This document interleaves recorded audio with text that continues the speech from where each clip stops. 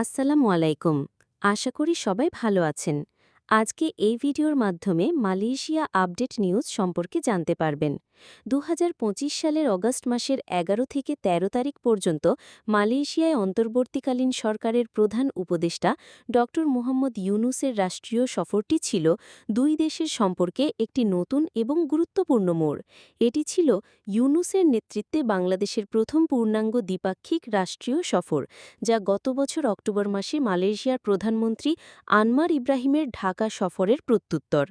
এই সফর কেবল গতানুগতিক আনুষ্ঠানিকতা নয়, বরং তা ছিল দ্বিপাক্ষিক সম্পর্ককে নতুন মাত্রায় উন্নীত করার এক সুদৃঢ় পদক্ষেপ।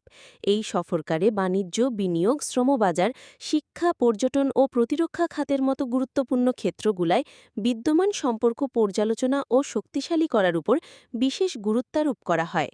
দুই দেশের শীর্ষ নেতৃত্বের এই বৈঠক অভিবাসন, বিনিয়োগ এবং কৌশলগত সহযোগিতার ক্ষেত্রে এক নতুন দিগন্তের উন্মোচন করেছে।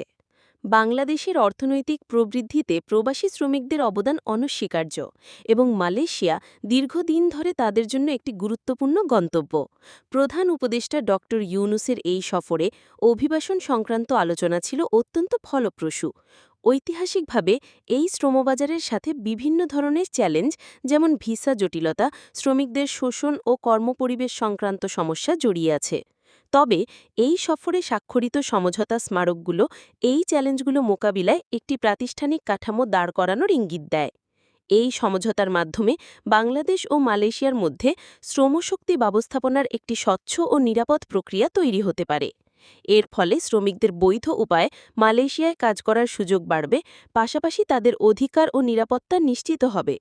মালয়েশিয়া তার অর্থনৈতিক চাহিদা পূরণের জন্য দক্ষ ও আধাদক্ষ জনশক্তি পেতে পারে, অন্যদিকে বাংলাদেশ পেতে পারে বৈধ চ্যানেলে প্রেরিত রেমিটেন্স। এটি কেবল একটি অর্থনৈতিক চুক্তি নয়, বরং অভিবাসী শ্রমিকদের মর্যাদা ও জীবনমান উন্নত করার একটি প্রতিশ্রুতি। দীর্ঘমেয়াদী সহযোগিতার মাধ্যমে উভয় দেশই লাভবান হবে এবং এই প্রক্রিয়া বাংলাদেশের জনশক্তি রপ্তানি খাতের জন্য একটি মডেল হিসেবে কাজ করতে পারে।